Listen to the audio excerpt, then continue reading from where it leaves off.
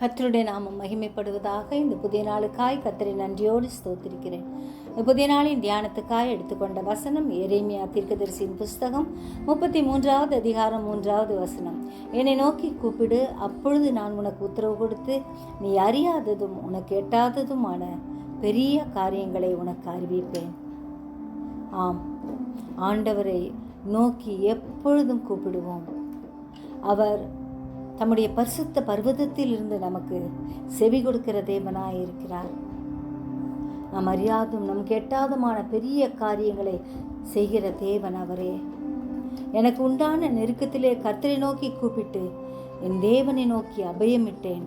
தமது ஆலயத்திலிருந்து என் சத்தத்தை கேட்டார். என் கூப்பிடுதல் அவர் சந்நிதியில் போய் அவர் செவிகளில் ஏறிற்று என்று தாவீது ராஜா கூறுவது போல நம்மை விடுவித்து காக்கும் கர்த்தரை நோக்கி ஒவ்வொரு நாளும் கூப்பிடுவோம்.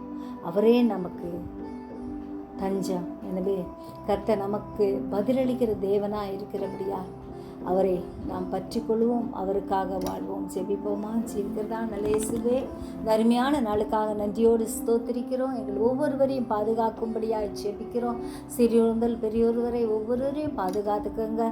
தூரத்திலும் சமீபத்திலும் இருக்கும் உடைய பிள்ளைகளை கர்த்ததாமே வேலியடைத்து பாதுகாக்கும்படியாய் ஜெபிக்கிறோம்.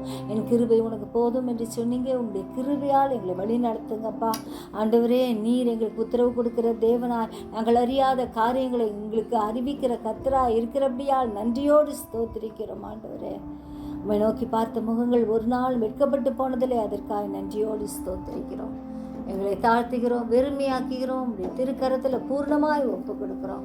எங்களை பொறுப்படும் வழி நடத்தும். இயேசு மூலம் ஜெபம் கேளும் பிதாவே.